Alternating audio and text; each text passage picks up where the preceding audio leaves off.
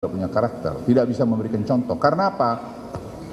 Hari ini semua kan orang bisa pantau karena ada digitalisasi tadi, data terbuka itu. Atau orang mulutnya akan cerita kalau kau menteri minta uang dari sana, minta uang itu. Tugas kau menteri ya selesaikan, deliver. Itu yang penting. Saya sebagai menteri, Anda boleh tanya siapa saja yang pernah setor ke saya. Tidak akan Anda temukan, karena saya tidak lakukan itu. Karena apa? Saya percaya ketauladanan itu penting. Saya ingin sampaikan pada Anda, sebagai komandan kompi waktu penerjunan di tim-tim, saya kehilangan 8 anak buah saya gugur satu pagi. 8 orang, Kopassus itu. Kena peluru mati juga. Dan saya tembak-tembakan terus selama berhari-hari, saya rasakan. Dan saya pernah menjadi force speed, orang paling depan karena pasukan itu tidak bisa maju. Saya harus beri contoh pada anak buah saya. Dan kemungkinan saya mati sama besarnya dengan mereka. Saya seorang letnan. Tapi itu saya lakukan karena tanggung jawab saya. Sebagai komandan kompi, komandan tim, I have to give a good example to my soldiers. Kuncinya di situ saja. Dan itu menjadi ke dalam hidup saya, pada diri saya. Saya harus berani, saya harus knowledgeable, harus juga berikan contoh kepada mereka. Itu sama aja dalam memimpin di sekarang sebagai Menko, atau sebelum saya Menko jadi menteri, atau apa saja jabatan yang saya lakukan. Kalau saya tidak bisa beri contoh, kalau saya cawe-cawe, semua orang akan omong. Semua akan omong, orang tidak akan respect sama kamu. Jadi buat Anda yang muda-muda, saya titip. Ya, bukan hanya sekedar kau pintar saja, kau make money saja, tapi make good money. Supaya itu bagus. Kalau Anda lihat ini semua geopolitik seperti ini juga tadi saya singgung. Jadi penting bagaimana kita memainkan posisi Indonesia yang hebat ini supaya kita tetap dihormati. Bagaimana kita bernavigasi di tengah-tengah perbedaan-perbedaan dunia saat ini. Waktu yang lalu datang Jared Kushner atau Elon Musk yang saya sebutkan sama mereka juga. Saya bilang to some extent kalian itu tidak ngerti saya. Kalian tidak melihat Indonesia sebagai satu kekuatan yang sedang naik ke atas, dan kami akan the fourth largest economy by 2045 atau 2050. Fourth largest karena kami sangat kaya, dan sekarang kami tahu bagaimana kami cara memanage ekonomi kami. Tapi kamu datang ke negara kecil aja, kalian ignore kami. Kalau kami dekat dengan Cina, kalian marah. Unfair sih. Kami dengan Cina, dia kasih teknologi, dia kasih pinjam uang, teknologi transfer, itu yang membuat ekonomi kami hari ini sangat bagus. Saudara sekalian, kalau kita lihat sekarang daripada slide ini, apa yang tidak bagus di sini? Ada orang yang bilang hutang kita tinggi. Debt ratio kita debt to GDP masih 36%, masih sangat rendah dibandingkan banyak negara. Di mana yang salah? Ya, sedikit tertekan sekarang rupiah, tapi saya kira masih tetap masih oke. Kemudian juga yang lihat juga apa kita performance di G20 countries dan ASEAN, kita juga masih oke. Jadi kalau Anda lihat apa yang harus kita lakukan untuk mencapai 5% growth ini, dibutuhkan upaya keras, mendukung investasi yang lebih produktif dan efisien. Ini menurut saya penting, ya. Jadi kita harus bisa tumbuh ini. Jadi data investasi kita harus berbasis pada ekspor, ya, harus berbasis pada ekspor dan berkualitas. ICOR kita masih perlu diperbaiki karena masih banyak masalah di sana sini. Kemudian juga mendorong penciptaan lapangan kerja. Transfer teknologi ini harus jalan. Transfer teknologi itu juga bukan hasil omong.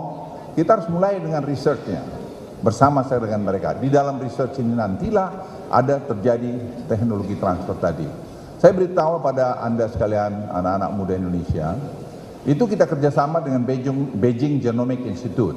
Beijing Genomic Institute ini salah satu research center yang paling terkemuka di Tiongkok. Nah, mereka itu melakukan genom terhadap pangan dan sebagainya, sehingga mereka mendapatkan yield yang tinggi dan juga kualitas yang bagus. Nah, ini tidak pernah kita lakukan.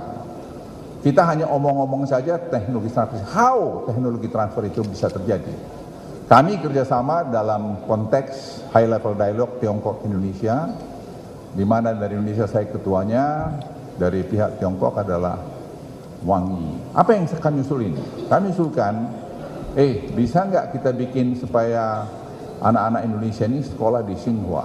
Tsinghua itu adalah universitas terbaik di Asia dan universitas terbaik nomor 12 dunia. Dia setara dengan Harvard, MIT, Stanford, kayak begitu-gitulah. Dan biaya risetnya itu jauh lebih tinggi daripada MIT. Ya, biaya risetnya, kunci daripada satu universitas itu baik atau tidak, salah satu adalah biaya riset. Mereka dengan berdiskusi panjang itu mereka memberikan slot 50 untuk undergraduate dan juga graduate program di Tsinghua mulai tahun depan ini. Itu belum pernah terjadi. Kita tidak pernah dapat. Kita mau minta ke Amerika untuk di Harvard, di Stanford segala macam, begitu susah. Apa yang saya mau katakan sama Anda? Human capital itu jadi isu. Human capital ini tadi itu menjadi kunci daripada bisa keberhasilan kita ke depan. Kemudian juga kita target pertumbuhan ekonomi dapat dicapai tanpa mengorbankan keberlanjutan fiskal.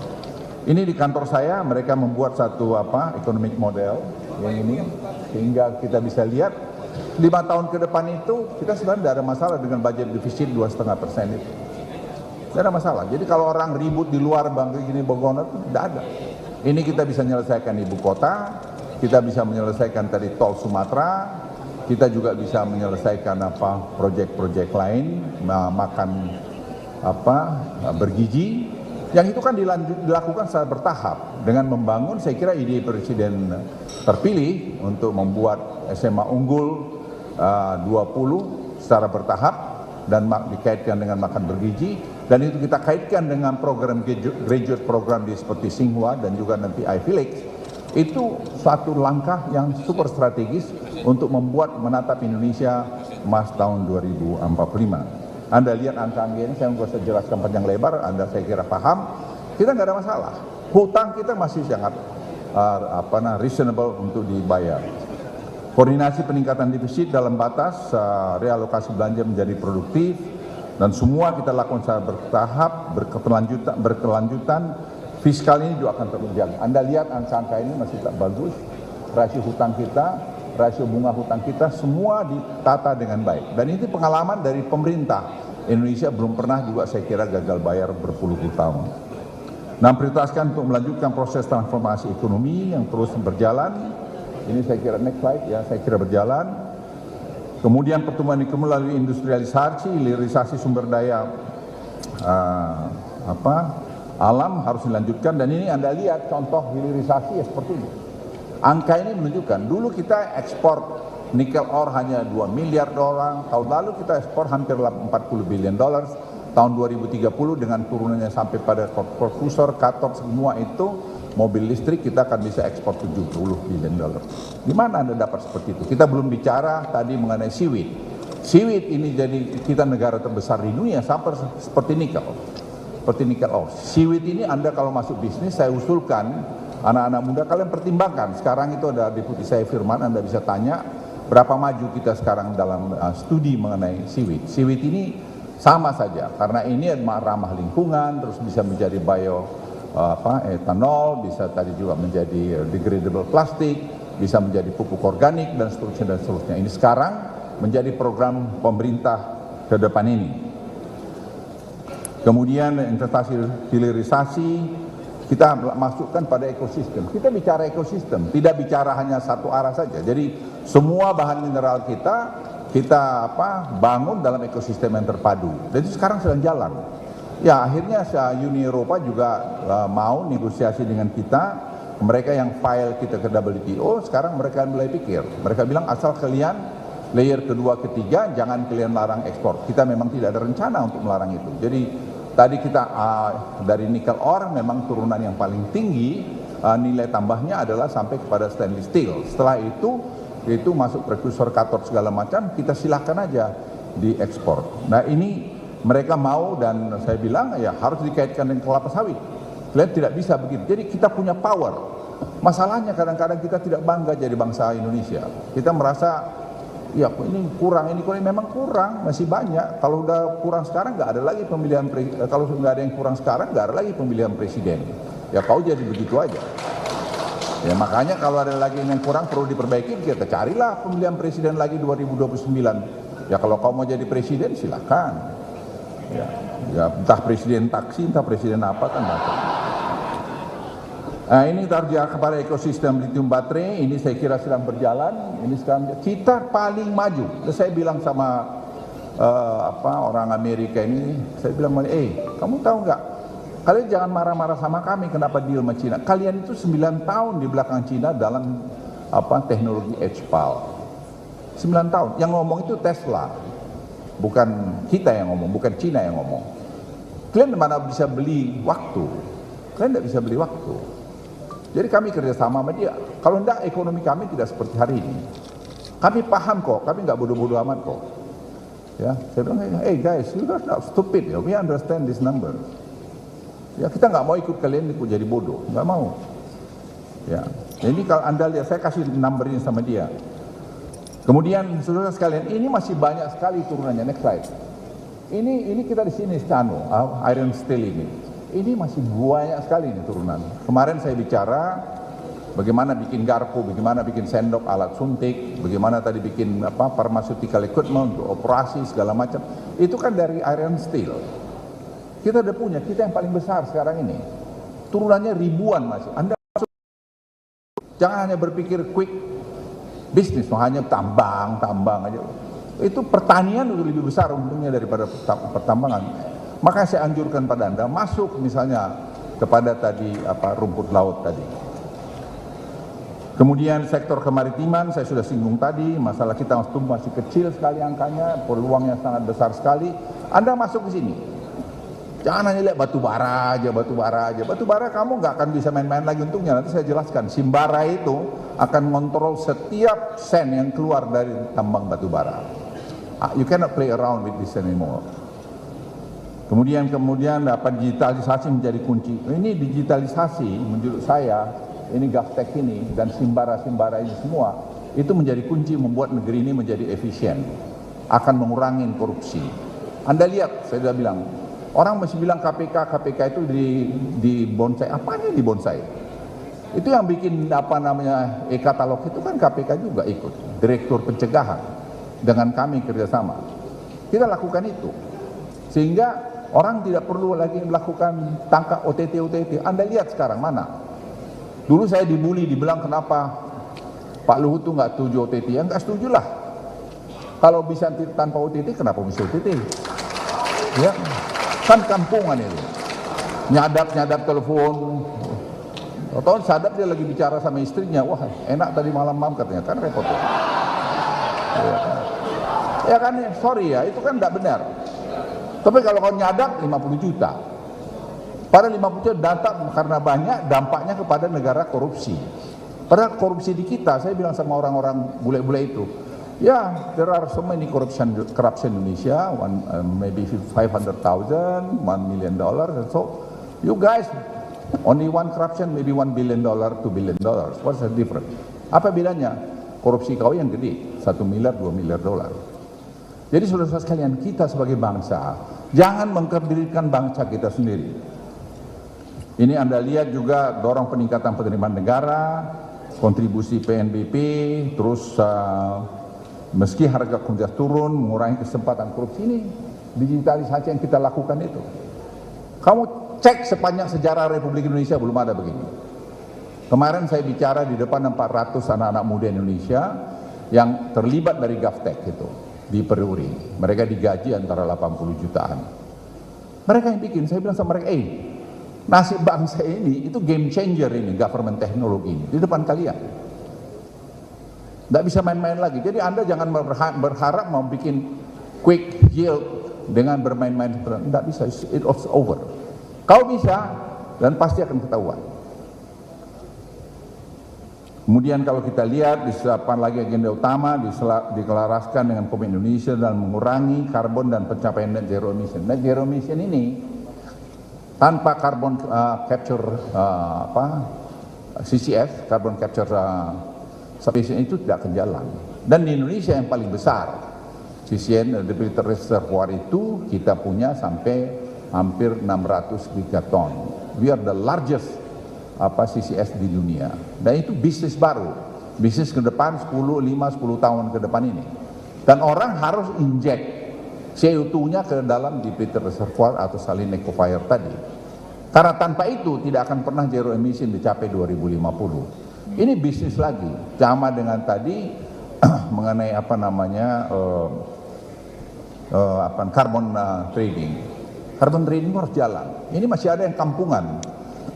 Maunya di dalam negeri, nggak bisa, kita harus buka internasional. You have to be professional. Ini yang menjadi sehingga harganya mau ditekan, harganya bisa tinggi, itu akan menguntungkan Indonesia. Kemudian salah satu pilar transisi energi adalah transportasi. Transportasi ini saya kira penting, makanya kita dorong penggunaan sepeda motor listrik supaya tadi cuaca cuaca yang tidak bagus, emisi yang CO2 yang di lingkungan kita berkurang, karena sampai sekarang ini sulfur masih tinggi, kira-kira 500-an sekian. Kemudian juga kita harus dorong tadi penggunaan mobil listrik, truk listrik, bus listrik, semua kita harus dorong ke EV. Dan itu sekarang sedang berjalan. Kita berharap 17 Agustus nanti kita akan umumkan mobil yang listrik yang subsidi itu harus targeted. Subsidi targeted itu artinya apa? Orang yang mobil-mobil mahal ya jangan kena dapat subsidi lah. Saya tadinya pikir bagaimana, rupanya Pertamina bilang gampang Pak, sekarang ini sudah dengan plat nomor kita sudah tahu. Itu begitu nanti dia masuk yang harus subsidi, tidak subsidi, begitu dia masuk anunya nggak jalan, pompanya nggak jalan. Itu teknologi. Jadi teknologi ini sekarang betul-betul menjadi andalan kita. Itu sebabnya AI, Artificial Intelligence, menjadi tumpuan kita ke depan untuk maju lebih baik. CCS tadi saya sudah singgung, carbon capture solution ini juga Anda sudah lihat di sini. Ini banyak pusat di Sulawesi, di dekat Bali. Itu juga banyak crack yang bisa ditempatkan untuk CCS. Kemudian juga kita menjadi negara berpendapatan tinggi, inovasi harus tingkatkan. Nah, tadi sumber daya manusia dan research menjadi penting. Itu sebabnya kita dorong pendidikan ini untuk lebih maju lagi ke depan. Sebagai penutup, Indonesia itu memiliki peluang besar untuk menjadi negara berpendapatan tinggi pada 2045, dan saya kira kita juga bisa akan menjadi negara maju setelah 2045, 2050. Tapi tergantung banyak kalian. Generasi saya kan sudah fading away. Kalian yang masih hidup. Kalian yang masih tumbuh ke depan. Tapi seperti saya singgung tadi, kalau Anda tidak punya karakter, Anda hanya mau senang-senang saja tanpa kerja keras, tanpa inovasi, ya lupain aja itu. Kita akan negara yang jadi budak orang lain. Saya tidak percaya, ulangi ya, saya tidak percaya ada orang lain yang akan bisa menjajah kita secara fisik. Tapi saya percaya bisa negara-negara maju menjajah kita secara teknologi dan menjajah kita secara ekonomi. Kalau Anda pengen jadi budaknya mereka, it's up to you. Tapi kalau saya nggak rela. Karena saya pikir sudah banyak pahlawan yang gugur di Indonesia ini untuk menegakkan kemerdekaan kita ini. Dan kita sekarang mengisi kemerdekaan. Anda sekarang menjadi tumpuan harapan untuk melakukan itu. Jadi kalau Anda jadi pejabat, Anda jadi pengusaha, please lakukan dengan benar. Saya itu. Dan sekali lagi saya senang sekali ke sini dan saya terhormat bisa bicara di depan Anda, dan saya percaya Anda punya spirit yang sama sama spirit kami yang dulu waktu saya masih muda sampai hari ini, bahwa kita harus buat terbaik buat negeri kita. Jangan hanya gampang mengkritik, tapi tanya dulu pada dirimu apa yang sudah kau lakukan buat negeri kita tercinta ini.